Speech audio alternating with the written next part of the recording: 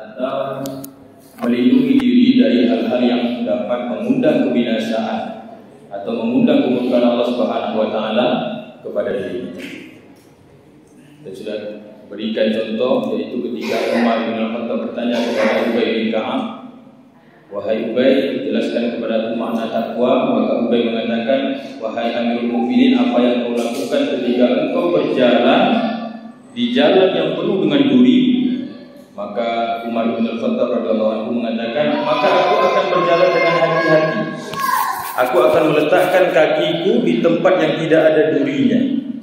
Ya, maka dikatakan oleh Ubay bin Ka'ab, itulah yang dimaksud dengan takwa, yaitu engkau berhati-hati, engkau melindungi diri dari hal-hal yang dapat membinasakan diri.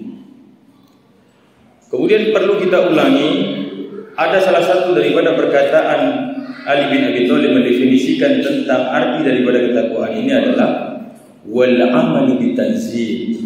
Jadi orang yang bertakwa itu selain dia takut kepada Allah, mempersiapkan dirinya untuk hari akhirat, ya, selain itu juga dia qanaah, maka yang perlu ditekankan juga mereka wal amalu bitanzil. Orang bertakwa itu selalu beramal sesuai dengan apa yang diturunkan oleh Allah Subhanahu wa taala. Kita ketahui bersama bahwasanya Allah Subhanahu wa taala menurunkan kepada kita Al-Qur'an dan juga sunnah. Yang ini merupakan pegangan kita atau pedoman di dalam hidup kita. Bahkan disebutkan oleh Nabi sallallahu alaihi wasallam, "Taraktu fikum amrayni, ya, lan tadillu abadan." Kutinggalkan kepada kalian dua perkara dan dengannya itu engkau tidak akan pernah sesat selama-lamanya. Ya, selama-lamanya engkau tidak pernah sesat. Apa itu? Yaitu kitabullah wa sunnah Rasul. Kitab Allah yaitu Al-Qur'an dan juga sunnah Nabi sallallahu alaihi wasallam. Maka inilah sebagai pedoman hidup kita. Artinya, dalam kehidupan ini kalau kita beramal, beribadah kepada Allah Subhanahu wa taala itu butuh dalil. Ya, tidak bisa pakai akal. Jadi butuh dalil. Orang bertakwa itu selalu dia beribadah, beramal sesuai dengan apa yang diturunkan oleh Allah. Dia selalu mengacu, menjadikan acuannya itu Al-Qur'an dan juga sunnah daripada Nabi sallallahu alaihi wasallam, bukan akalnya apalagi hawa nafsunya. Maka itu ciri-ciri daripada orang bertakwa. Makanya heran kita di akhir-akhir ini ada muncul sebuah video yang menceritakan seorang penyanyi dangdut. Mungkin bapak-bapak udah lihat ya. Seorang penyanyi dangdut ceramah masalah agama. Masuk akal gak sih kira-kira itu? Seorang penyanyi dangdut bicara masalah agama. Lalu di ceramahnya itu bukanlah memberikan pencerahan bagi umat, namun dia mencela daripada sunnah Nabi Sallallahu Alaihi Wasallam. Kita akan lihat apa yang dicelanya. Yang dicelanya adalah masalah hadis Nabi Sallallahu Alaihi Wasallam. Di sini ada sebuah hadis yang diriwayatkan oleh Imam Bukhari dan juga Ibnu Majah dan juga riwayat daripada Ahmad. Dan ini hadis sahih. Sahih secara sanadnya, sahih secara matanya. Bagaimana bunyi hadisnya? Ma asfala minal ka'bayn mina izzari fa finnar. Ya. Apa saja yang di bawah kedua mata kaki itu di dalam neraka. Maksudnya adalah izar. Kenapa Nabi memakai kata izar, kain? Kenapa tidak memakai kata sirwal atau celana? Karena izar ini mencakup daripada keumuman. Ya, kenapa memakai kain? Karena celana sudah pasti kain. Apa saja itu yang dipakai itu sudah pasti kain, kan nggak mungkin celana dari besi atau dari kawat, kan enggak. Makanya Nabi memakai kata umum, memakai izar. Apa saja kain yang menutupi di bawah mata kaki itu, maka tempatnya di neraka. Ini hadis sahih dari Nabi Shallallahu Alaihi Wasallam. Lalu penyanyi dangdut tersebut mengkritik daripada hadis ini. Dia katakan apa? Masuk akal nggak sih kain menutupi mata kaki masuk neraka? Ya, dia tanyakan masuk akal nggak sih kain yang menutupi mata kaki itu masuk neraka? Kalau untuk banjir masuk akal, kata dia. Jadi coba perhatikan, penyanyi dangdut bicara masalah agama, mengkritisi hadis Nabi Shallallahu Alaihi Wasallam, seakan-akan Nabi katakan apa yang di bawah mata kaki itu tempat neraka. Dia katakan, masuk akal nggak sih kain di bawah mata kaki bisa masuk ke dalam neraka? Nah, jadi seakan-akan menentang daripada hadis Nabi SAW. Maka kita jawab, kalau dia tanya masuk akal nggak sih, maka kita jawab tergantung akal siapa dulu. Kalau akal penyanyi dangdut nggak masuk, ya. Kalau akal penyanyi dangdut dia tidak masuk. Tapi kalau akal orang beriman dan bertakwa kepada Allah masuk. Kenapa? Orang beriman dan bertakwa kepada Allah, dia sami'na wa ata'na. Dia mendengar dan juga mentaati dari apa yang diperintahkan oleh Allah dan juga Rasul. Nah itu dia. Makanya kalau ditanya masuk akal nggak sih, tergantung akal siapa dulu. Kalau akal orang beriman, pastilah dia sami'na wa ata'na. Karena memang agama kita ini bukan agama akal-akalan. Agama kita ini adalah agama dalil. Kalau misalkan bertentangan antara akal kita dengan dalil, maka yang lebih kita tujukan apa? Dalil. Akal kita harus ngalah. Karena akal kita ini nggak sampai dia, Pak. Ya. Akal kita ini nggak bisa dia mencerna dari apa yang disyariatkan oleh Allah Subhanahu Wa Taala. Contoh, ini kita ambil contoh. Ketika ada orang mau sholat, tentulah dia harus berwudu dulu. Maka ala selesainya berwudu, buang anginnya. Maka apa yang dia lakukan? Apakah dia cebok atau dia lakukan apa? Maka di sini disyariatkan kepada kita, ketika ada orang mau sholat lalu dia berwudu, ketika dia sudah berwudu dia buang angin, maka yang diperintahkan di dalam syariat dia harus mengulangi wudu kembali. Kalau secara akal kan nggak masuk nih. Tampek keduanya beda, makanya dibasuh lain-lain, gitu kan? Harusnya kan kalau keluar dari situ ya harus dicebok di bagian situ. Kalau akal kita, tapi akal kita ini dangkal, nggak sampai untuk mengkaji hal tersebut. Maka dalillah yang menerangkan. Ya, kalau kita udah berwudu, buang angin, maka yang kita lakukan adalah perbarui wudu tadi, maka sudah sah dia untuk melaksanakan sholat. Agama dalil, bukan agama akal ataupun hawa nafsu. Kita tarik contoh kedua. Ketika seseorang dalam perjalanan safar, dia memakai khuf. Khuf itu adalah sepatu kulit. Maka diberitakan oleh Nabi SAW, orang yang memakai khuf itu dalam perjalanan, maka dia boleh tidak membuka khufnya. Kalau dia mau sholat, dia berwudu, maka dia tetap dalam menggunakan khuf. Apa yang dia usap? Atasnya, atas daripada khufnya. Kalau secara akal yang dibawa jalan itu kan telapaknya ya. Kenapa kok enggak yang dibasuh itu adalah telapaknya? Kenapa kok atasnya yang diusap? Karena agama kita ini adalah agama dalil, bukan agama akal-akalan. Agama kita adalah agama dalil. Nabi sudah perintahkan hal demikian, nggak bisa kita akal-akalkan. Ya. Sama halnya seperti berwudu tadi. Begitu juga dengan seekor lalat masuk ke dalam minuman, ya, minuman kita. Maka apa dikatakan oleh Nabi? Celupkan lalat tersebut, kemudian lalatnya dibuang, airnya bisa diminum. Kalau secara akal nggak masuk. Kenapa? Lalat kotor, masuk ke dalam minuman akan kotor. Tapi Nabi SAW mengatakan dicelup lalat tersebut, kemudian dibuang, airnya bisa diminum. Dan sekarang baru terbukti, ya, disebut oleh Nabi bahwasanya di sayap kiri lalat itu ada racun, di sayap kanan itu ada penawarnya. Makanya dicelupkan dia supaya air itu menjadi tawar kembali, baru dibuang. Dan baru-baru ini baru diketahui bahwasanya lalat tersebut ketika dicelupkan maka dia airnya jadi tawar lagi, tidak ada racun daripada lalat tersebut. Nah, maka agama kita adalah agama dalil, bukan akal-akalan. Nah, maka dari itu salah kalau misalkan dia mengadu antara akalnya dengan agama ini, dengan dalil. Kalau kita agama ini adalah akal-akalan, maka akal siapa yang mau kita ikut? Karena likuli ra'sin ra'yu. Di setiap kepala manusia itu ada pendapat semua. Pendapat siapa yang mau kita pakai untuk agama. Maka dari itu yang perlu kita tekankan di sini adalah berhati-hati dalam masalah agama ini. Apalagi kalau yang menyampaikan itu adalah bukan kapasitasnya. Ya. Ya, seperti tadi penyanyi dangdut dia berbicara masalah agama. Kan terlalu namanya, ya kan? Berbicara masalah agama. Jadi bukan kapasitasnya sebagai seorang ustaz.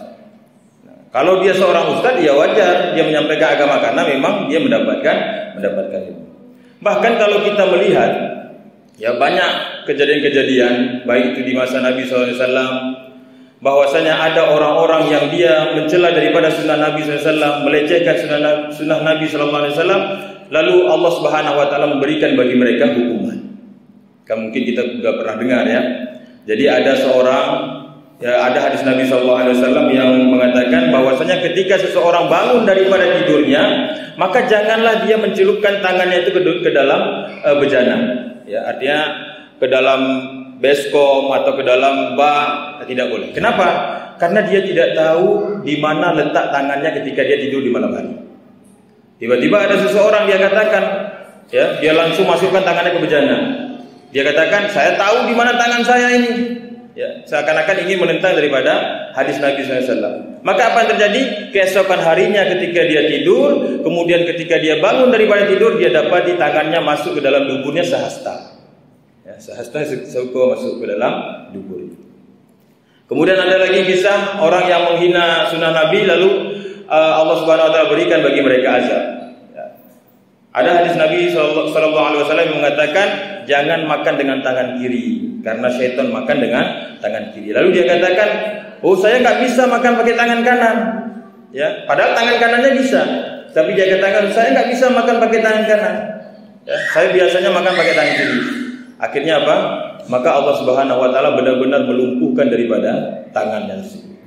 Maka dari itu hati-hati kita dengan apa yang telah disyariatkan dalam agama ini. Di sini jelas bahwasanya hadisnya itu sahih. Ma asfala minal ka'bayn min al-izari fa finnar. Kain yang berada di bawah mata kaki maka tempatnya di dalam neraka Allah Subhanahu wa taala. Maka jelas bahwasanya ciri-ciri daripada orang bertakwa adalah wal amalu bitanzih. Mereka selalu beramal sesuai dengan apa yang diturunkan oleh Allah Subhanahu wa taala. Dan kita ketahui bahwasanya Allah turunkan kepada kita Al-Qur'an dan juga sunnah, yaitu melalui Nabi sallallahu alaihi wasallam. Yang barang siapa mengikuti daripada dua petunjuk ini, maka dia tidak akan sesat selama-lamanya. Kemudian ikhwan dari iman azanillahu wa yakum, di pertemuan yang lalu itu kita sudah masuk ke dalam sebuah hadis. Yang hadis ini lumayan panjang ya. Kita akan bacakan An Abi Hurairah radhiyallahu anhu qala qila ya Rasulullah man akramun nas qala atqahum faqalu laisa an hadha nas'aluk qala fa yusufu nabiyullah ibnu nabiyillah ibnu khalilillah qalu laisa an hadha nas'aluk qala fa an ma'adin al-arab tas'aluni khiyaruhum fil jahiliyah khiyaruhum fil islam idza faqahu muttafaqun alaih. Maka di dalam hadis ini Abu Hurairah radhiyallahu anhu dia berkata bahwasanya pernah mereka itu bertanya kepada Rasulullah sallallahu alaihi wasallam, ya Rasulullah, man akramun nas? Siapa manusia yang paling mulia? Maka di sini dijawab oleh Nabi sallallahu alaihi wasallam, atqahu, yaitu orang yang bertakwa di antara kalian.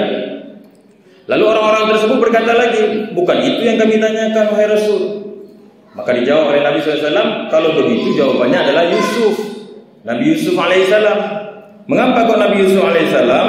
Karena dia seorang nabi, dia putra dari seorang nabi, kemudian cucu dari seorang nabi. Maka dijawab lagi oleh mereka, bukan itu yang kami tanyakan wahai Rasul. Lalu kata Nabi SAW, maksud kalian orang Arab, maksudnya bangsa dari suku Arab, ya. Lalu dijawab oleh Nabi SAW, mereka orang-orang Arab tersebut yang itu merupakan orang-orang pilihan di antara bangsa Arab di zaman jahiliyah. Mereka pula lah yang dipilih oleh di zaman Islamiyah, jikalau mereka mengerti tentang hukum-hukum agama. Maka di sini bisa kita lihat bahwasanya Rasulullah SAW itu membagi derajat manusia itu pada tingkatannya. Ya. Kalau misalkan ditanya siapa manusia yang paling mulia di hadapan Allah, maka tentulah jawabannya adalah yang paling bertakwa. Ya, karena orang-orang bertakwa itu adalah orang-orang yang paling mulia di hadapan Allah Subhanahu wa taala. Allah Subhanahu wa taala berfirman di dalam Al-Qur'an surah Al-Hujurat di ayat 13, "Inna akramakum 'indallahi atqakum." Sesungguhnya orang-orang yang berada di sisi Allah itu adalah orang-orang yang bertakwa, ya, orang yang paling bertakwa di antara kalian. Maka di sini jelas bahwasanya kalau pertanyaannya berkaitan tentang siapa orang bertakwa di sisi Allah atau di hadapan Allah Subhanahu wa taala, maka jawabannya adalah orang yang paling bertakwa. Maka itulah orang yang paling mulia. Kemudian kalau ditanya siapa orang yang paling mulia di hadapan manusia, maka tentu jawabannya adalah Nabi Yusuf. Kenapa kok Nabi Yusuf? Nabi Yusuf alaihissalam ini dia adalah seorang nabi. Kemudian dia juga putra daripada seorang nabi pula. Ya, putra dari seorang nabi dan juga cucu daripada seorang nabi. Memiliki ketampanan, kesolehan, ketakwaan yang sangat luar biasa. Bahkan dia juga memiliki kedudukan yang tinggi di atas dunia ini. Ya, selain dia bertakwa, dia juga memiliki kedudukan yang tinggi di atas dunia ini, yaitu menjadi seorang perdana menteri di Mesir. Ya, menjadi seorang wazir. Maka kalau ditanya siapa orang yang paling mulia dari bangsa Arab, yaitu dalam pengkhususan bangsa Arab, maka yaitu terkenal sesuai dengan ilmu mereka. Kalau mereka paham terhadap agama, mereka lah orang-orang yang mulia. Maka di sini dibagi oleh Nabi SAW terkait tentang sudut pandangnya. Kemudian berkaitan dengan hadis ini juga, di sini Nabi SAW ingin menjelaskan kepada kita bahwasanya kemuliaan nasab itu bisa diperhitungkan. Artinya tidak bisa memberikan manfaat kepada kita kecuali didasari dengan ketakwaan. Misalkan ada seseorang mengatakan, kami ini keturunan Nabi, ya, kami ini keturunan Nabi. Jadi keturunan Nabi itu belum tentu dia mendatangkan manfaat, ya, belum tentu dia bisa menyelamatkan dirinya dari api nerakanya Allah Subhanahu Wa Taala. Walaupun dia nasabnya bersambung kepada Nabi, kalau dia itu tidak bertakwa kepada Allah Subhanahu Wa Taala. Kan sering kita melihat ada orang-orang mengaku, oh, kami ini adalah keturunan Nabi, tapi dalam perlakuannya sehari-hari tidak mencerminkan sebagaimana yang dicontohkan oleh Nabi Sallallahu Alaihi Wasallam. Ya, misalkan dia tidak sholat atau mau mabukan atau melakukan hal-hal lainnya yang tidak yang bertentangan dengan syariat, maka tentunya ini tidak berguna bagi dia. Ya, kalau tidak ada berguna bagi dia, kalau dia adalah keturunan Nabi, kalau dia tidak didasari dengan ketakwaan kepada Allah Subhanahu wa taala. Coba kita lihat di dalam Al-Qur'an itu banyak disebutkan tentang orang-orang Israel. Banu Israel itu adalah keturunan Nabi itu. Maka disebut tuh Banu Israel, ya kan? Maka Banu Israel itu adalah keturunan Nabi. Dari Nabi apa? Nabi Yakub. Ya, dari Israel itu nama lain daripada Nabi Yakub alaihissalam. Makanya kita kalau benci kepada orang-orang Yahudi, jangan sebut orang Israel. Ya, terkadang kita mencela orang Israel. Ya, orang Israel itu seperti ini, orang Israel. Kalau kita mencela Israelnya, berarti kita sama dengan mencela Nabi Yakub. Tapi celalah orang Yahudinya. Ya, kita katakan, oh ini Yahudi yang jahat, orang Yahudi. Karena orang Yahudi jelas dia tidak beriman kepada Allah Subhanahu Wa Taala. Ya, kalau Israel itu adalah nama lain daripada Nabi Yakub. Maka di Al-Qur'an itu disebutkan bahwasanya ada keturunan daripada Nabi Yakub ini yang disebut dengan Bani Israel. Bahkan dia terbagi menjadi 12 kelompok, ya, 12 daripada keturunannya. Dan sampai dengan saat sekarang ini, kabilah-kabilah itu terbagi menjadi 12. Namun hal tersebut tidaklah menjamin mereka itu untuk mendapatkan surganya Allah Subhanahu wa taala. Kenapa? Karena mereka tidak beriman kepada Allah Subhanahu wa taala. Padahal mereka itu adalah keturunan nabi. Ya kan, Banu Israel itu adalah keturunan dari nabi-nabi. Banyak nabi-nabi diturunkan di sana. Tapi tidak menjamin mereka itu untuk masuk ke dalam surga. Kenapa? Karena mereka tidak didasari dengan iman dan juga takwa kepada Allah Subhanahu wa taala. Bahkan mereka membuat kerusakan di muka bumi ini. Ya, bahkan mereka membuat kerusakan di muka bumi. Kemudian ada juga orang berbangga diri, oh kami ini darah biru, ya, keturunan bangsawan, keturunan raja. Raja apa? Ya misalkan dia katakan kami ini adalah keturunan raja, keturunan bangsawan, dan itu pun tidak bisa memberikan manfaat bagi dia kalau dia tidak didasari dengan ketakwaan. Jadi yang menjadi kemuliaan di hadapan Allah itu bukanlah gelar bangsawannya, bukanlah kedudukannya, tetapi yang dipandang oleh Allah Subhanahu wa taala yang takwa itu, yang mulia itu adalah orang yang paling bertakwa. Ya, jadi tidak ada gunanya kalau dia berbangga diri karena dia keturunan darah biru, keturunan raja atau keturunan bangsawan kalau dia tidak didasari dengan takwa. Kita lihat contohnya adalah Fir'aun. Fir'aun itu kan seorang raja. Kalau secara dunia dia mungkin bisa menguasai, tapi tidak bisa menjamin dia itu selamat daripada azabnya Allah Subhanahu wa taala. Kenapa? Karena Fir'aun tidak beriman, tidak bertakwa kepada Allah Subhanahu wa taala. Tidak mengikuti apa yang diperintahkan oleh Allah Subhanahu wa taala. Allah utuskan kepada dia nabi, tapi dia malah mencela nabi tersebut, bahkan mencelakakan nabi tersebut. Tidak diikuti nabinya, malah dia celakai. Makanya fa'asa Fir'aun ar-rasulah fa akhadnahu wa akhadha wabila. Maka Fir'aun itu memaksiati nabi yang Allah turunkan kepada dia, maka Allah Subhanahu wa taala berikan azab kepada Fir'aun ini dengan azab yang sepedih-pedihnya. Maka kita takut kepada Allah Subhanahu wa taala. Kalau Allah sudah turunkan kepada kita nabi, tapi nabi tersebut tidak kita ikuti. Ya. Nabi katakan ma'asfala minal ka'bain mina idzari fa finnar, kain yang berada di bawah mata kaki maka tempat neraka. Lalu dikatakan, masuk akal enggak sih kain itu menutup mata kaki bisa masuk neraka? Nah, ini kan semacam apa? Melawan gitu, semacam apa? Penghinaan. Maka yang demikian inilah yang dapat mengundang kemurkaan Allah Subhanahu wa taala. Ikhwatul iman azanallahu wa yakum, maka jelas di sini bahwasanya kedudukan kalau tanpa didasari dengan ketakwaan, maka itu tidak memberikan manfaat bagi orang tersebut. Kita banyak melihat ya, Fir'aun, kemudian raja apa lagi, Raja Namrud, kemudian ada raja-raja lainnya yang tidak memiliki ketakwaan kepada Allah, maka Allah letakkan kedudukannya tersebut itu di akhirat nanti serendah-rendahnya. Artinya dibinasakan oleh Allah Subhanahu wa taala. Maka letak kemuliaan seseorang itu berada di atas ketakwaannya. Manusia akan berada di atas daripada malaikat itu kalau dia memiliki ketakwaan kepada Allah Subhanahu wa taala. Ketika manusia itu bertakwa, beriman kepada Allah Subhanahu wa taala, maka Allah Subhanahu wa taala akan muliakan manusia tersebut, mulianya melebihi daripada mulianya para malaikat. Namun ketika manusia ini tidak beriman dan bertakwa kepada Allah Subhanahu wa taala, bahkan dia melanggar dari apa yang diperintahkan oleh Allah Subhanahu wa taala, maka Allah hina dia, lebih hina daripada hewan ternak.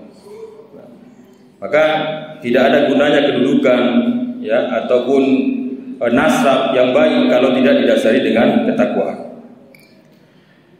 Kemudian kita melihat juga hadis ini menjelaskan tentang keistimewaan daripada Nabi Yusuf alaihissalam. Nabi Yusuf alaihissalam ini sebagaimana yang kita kenal bahwasanya dia diberikan kekayaan, kedudukan yang tinggi di atas dunia ini sebagai seorang wazir, ya. Kemudian juga dia seorang penyabar, dia juga orang yang bertakwa kepada Allah Subhanahu wa taala. Bahkan kita pernah menceritakan tentang kisah Nabi Yusuf alaihissalam ini ketika dia dizolimi oleh kerabatnya, namun dia tidak balas ya kezoliman tersebut. Tapi apa yang dia lakukan? Dia serahkan kembali kepada Allah Subhanahu wa taala seraya dia memaafkan kesalahan orang tersebut.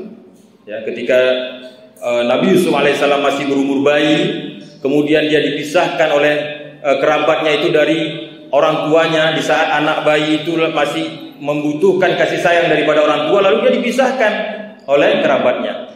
Maka inilah tidak ada kezaliman yang paling besar melainkan kezaliman yang dilakukan oleh keluarganya Nabi Yusuf ini. Dia pisahkan dari orang tuanya. Sampai singkat cerita diceritakan dia itu Nabi Yusuf itu ketika bayi dilemparkan ke dalam sumur. Singkat cerita dia diselamatkan oleh raja, akhirnya dia pun dijangkat menjadi seorang wazir. Namun coba kita perhatikan di sini, ketika dia menjadi seorang wazir, seorang perdana menteri di kerajaan Mesir itu, lalu didengar oleh kerabat-kerabatnya atau saudara-saudara yang pernah menzolimi dia, lalu mereka datang ke sana, ya, seakan-akan apa? Mereka itu melupakan dengan hal-hal yang telah mereka lakukan kepada Nabi Yusuf alaihissalam. Mereka katakan, Ya Yusuf, sesungguhnya Allah Subhanahu wa taala telah mengangkat derajatmu di hari ini. Engkau diberikan kemewahan, engkau diberikan kedudukan, ya. Engkaulah orang mulia. Pokoknya disanjung-sanjung Nabi Yusuf alaihissalam. Kenapa? Karena mereka mengira Nabi Yusuf ini akan balas dendam kepada mereka. Tapi kata Nabi Yusuf alaihissalam apa? La tasriba alaikumul yaum yaghfirullahu lakum. Tidak ada celaan bagi kalian, semoga Allah Subhanahu wa taala mengampuni dosa-dosa kalian. Nah, kira-kira bisa enggak kita memiliki sifat sebagaimana Nabi Yusuf alaihissalam ini? Ada orang menyakiti hati kita, tiba-tiba minta maaf, lalu kita bisa memaafkan dia, lalu kita melupakan segala apa yang dilakukannya. Kira-kira bisa enggak? Berat ya. Nah, maka dari itu beratnya inilah ya yang akan mengantarkan seseorang itu ke dalam surganya Allah Subhanahu wa taala. Memang berat untuk memaafkan tersebut. Dia sudah menzalimi kita, lalu dia minta maaf kepada kita, berharap dengan kita untuk kita maafkan kesalahan dia. Maka ini berat. Makanya karena berat memaafkan kesalahan orang ini, maka masuknya ke dalam surganya Allah Subhanahu wa taala. Artinya balasannya itu adalah surganya Allah Subhanahu wa taala. Maka ini dilakukan oleh Nabi Yusuf alaihissalam. Ya, tidaklah Nabi Yusuf alaihissalam melakukan hal demikian melainkan karena ketakwaannya kepada Allah Subhanahu wa taala. Dia ingin berharap pahala dari Allah Subhanahu wa taala. Dan hal tersebut juga terjadi pada Nabi kita Muhammad SAW. Ya, ketika Nabi SAW berdakwah di kota Mekah, lalu diganggu oleh orang kafir Quraisy, dan Nabi SAW hijrah dia ke Madinah. Tidak dia lakukan apa? Tidak dia hina, tidak dia cela, tidak. Tapi Nabi hijrah. Tapi karena Nabi sadar bahwasanya pasukan Nabi pada saat itu masih sedikit, ya, kafir Quraisy itu lebih dominan, maka Nabi hijrah saja, tidak ngotot dia di situ. Ketika Nabi hijrah ke Madinah, lalu Nabi mengumpulkan pasukan di sana, semua orang sudah mulai masuk Islam, mengenal tentang Islam. Akhirnya Nabi lakukan apa? Fathul Mekah. Ketika dilakukan Fathul Mekah, kemudian dikumpulkan orang-orang kafir Quraisy yang ada pada saat itu, yang jumlahnya sudah sedikit, dikumpulkan di depan Ka'bah. Lalu ditanya oleh Nabi SAW, kira-kira apa yang akan saya lakukan kepada kalian di hari ini? Ini jumlah pasukan Islam sudah banyak, kalian sedikit, kira-kira apa yang akan saya lakukan kepada kalian? Lalu orang-orang kafir Quraisy yang tinggal sedikit itu, dia puji-puji Nabi. Kenapa? Takut nanti Nabi balas dendam. Dia katakan, engkau akhi karim, engkau ibnu akhi karim, engkau orang mulia, engkau anak daripada orang mulia. Lalu kata Nabi SAW apa? La tasriba. Tidaklah apa yang kukatakan di hari ini melainkan apa yang dikatakan oleh saudaraku Yusuf. La tasriba alaikumul yaum yaghfirullahu lakum. Tidak ada celaan bagi kalian, semoga Allah mengampuni dosa-dosa kalian. Nah, inilah sifat daripada orang takwa, itu adalah dia juga menjadi orang yang pemaaf, ya. Maka di sini hadis ini menjelaskan tentang keistimewaan daripada Nabi Yusuf alaihissalam. Orangnya tampan, habis itu memiliki kedudukan. Secara nasab dia adalah keturunan Nabi, dia seorang Nabi, keturunan Nabi, cucu dari seorang Nabi pula. Kemudian dia juga memiliki akhlak dan juga ketakwaan yang sangat luar biasa. Kemudian hadis ini juga menunjukkan tentang keutamaan ilmu. Ya, kalau kita melihat tadi, hadis ini menunjukkan tentang keutamaan ilmu. Bahwasanya orang-orang yang dipandang mulia itu adalah orang-orang yang memiliki kedudukan ilmu yang tinggi di antara kalian. Nah, tadi di pertanyaan terakhir tadi itu, kalau pertanyaannya menjurus kepada suatu bangsa, yaitu bangsa Arab, maka siapa yang faqih di antara kalian, yang memiliki ilmu di antara kalian? Maka di sini ada sebuah kisah tentang seorang sahabat Nabi SAW dari suku Ethiopia, yaitu yang bernama Atha ibn Abi Rabah. Jadi di sini ada seorang Atha bin Abi Rabah, ini adalah seorang sahabat Nabi SAW dari keturunan Ethiopia. Ya, tahulah bagaimana orang Ethiopia itu kulitnya hitam, rambutnya kriwil, kemudian secara wajah tidak tampan. Ya. Namun di sini Allah Subhanahu wa taala menampakkan bagaimana Allah Subhanahu wa taala mengangkat derajat daripada orang-orang yang berilmu. Ya. Orang berilmu bisa mengalahkan orang yang memiliki kedudukan tinggi. Coba kita perhatikan. Jadi pada saat itu ada seorang khalifah, ya, pernah di zaman khalifah di zaman itu bernama Sulaiman bin Abdul Malik.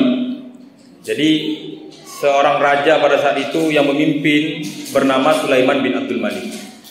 Dia memiliki 2 orang anak. Pada saat itu dia memiliki keperluan kepada sahabat Atha bin Abi Rabah. Dia ingin menanyakan tentang masalah haji. Lalu dia ajaklah dua orang anaknya ini untuk menuju kepada rumahnya Atok bin Abi Robah. Coba kita perhatikan, seorang raja bernama Sulaiman bin Abdul Malik memiliki keperluan untuk menanyakan masalah haji. Lalu dia ajak dua orang anaknya untuk menuju kepada rumah Atok bin Abi Robah, yang pada saat itu dia adalah seorang ulama yang paham tentang ilmu agama, terutama tentang ilmu haji. Bisa kita pahami di sini, di zaman para salafus soleh itu orang berilmu itu dimuliakan. Kenapa? Raja kalau perlu kepada ulama, dia datangi ulama, dia pergi ke rumah ulama, ya, dia bawa anaknya, dia pergi ke rumah ulama. Berbeda di zaman sekarang. Di zaman sekarang ini, kalau raja atau pemimpin perlu kepada ulama, dia panggil ulamanya ke rumah raja tersebut. Nah, ini menunjukkan apa? Hilangnya berkahnya ilmu-ilmu di zaman sekarang ini. Ya. Kalau di zaman para sahabat, kalau raja butuh kepada ulama, dia datang ke rumah ulama tersebut. Ini menunjukkan apa? Ilmu itu lebih tinggi. Ya, derajat ilmu itu lebih mulia daripada derajat kedudukan manusia di dunia ini. Tapi di zaman sekarang kan berbeda. Kalau ada pemimpin butuh kepada ulama atau ada keperluan kepada ulama, ulamanya yang dipanggil, ya, duit yang berbicara. Akhirnya ulama ini pergi aja, dia datang dia ke situ, padahal itu dilarang. Kalau di dalam kitab At-Tibyan fi Adabi Hamalatil Quran yang ditulis oleh Imam An-Nawawi rahimahullah taala, di situ disebutkan salah satu daripada bentuk kemuliaan ilmu itu dia didatangi, bukan mendatangi. Nah, maka dari itu di zaman Sulaiman bin Abdul Malik ini dia datang kepada Atok bin Abi Robah karena dia perlu kepada ulama. Ketika dia sampai di rumah Atok bin Abi Robah ini, ternyata Atok bin Abi Robah ini sedang sholat. Ya, sedang sholat. Lalu apa dilakukan oleh Sulaiman bin Abdul Malik ini? Apa dia teriak-teriak? Dia katakan, "Hei, Atok, saya ini orang raja, ya. Saya sudah datang ke rumahmu, cepatkan sholatmu." Apakah demikian? Tidak. Ternyata dia tunggu di situ, di depan rumah Atok itu. Bukan masuk ke dalam rumah, dia tunggu di depan rumah Atok bin Abi Robah, ya, bersama dua orang anaknya. Sampai Atok bin Abi Robah selesai daripada sholatnya. Selesai daripada sholat Atok bin Abi Robah, lalu mulailah masuk raja tadi. Ya, Sulaiman bin Abdul Malik masuk dengan dua orang anaknya. Kemudian dia ditanya. Dia mulai bertanya masalah haji. Ya, dia tanya. Kemudian Atok menjawab. Dia tanya. Atok menjawab. Selesai perkara, Atok kembali sholat. Kemudian Sulaiman bin Abdul Malik ini langsung pulang. Ya, perhatikan. Selesai hajatnya itu, Atok kembali sholat. Kemudian Sulaiman bin Abdul Malik ini pergi pulang. Ya, pergi pulang. Tanpa apa? Kalau zaman sekarang ini kan ada istilah, "Oh, saya sudah menjawab, mana komisi itu saya, mana ini saya." Nah, lebih kepada apa? Cari kedudukan, yang menjilat kepada pemimpin. Tapi tidak seperti itu yang dicontohkan oleh ulama-ulama di zaman para salafus saleh terdahulu. Selesai hajat sudah. Ini kebutuhan raja ini hanya untuk bertanya masalah haji. Saya sudah jawab, ya sudah. Akhirnya Atok pergi sholat, raja itu pulang. Ya. Di perjalanan, lalu raja itu pun berkata kepada anaknya, "Wahai anakku, ya, janganlah engkau berhenti dalam menuntut ilmu agama ini." Diingatkannya kepada dua orang anaknya, "Wahai anakku, jangan engkau berhenti dalam menuntut ilmu agama ini. Aku tidak akan pernah kulupakan tuh kejadian ini, ya, di mana kita dihina oleh orang Ethiopia." Ya, jadi artinya apa? Anaknya ini diingatkan oleh raja tadi ini, jangan pernah berhenti untuk menuntut ilmu, karena aku tidak akan pernah lupakan kejadian ini, di mana kita dihina oleh seorang yang dari keturunan Ethiopia. Artinya seakan-akan semacam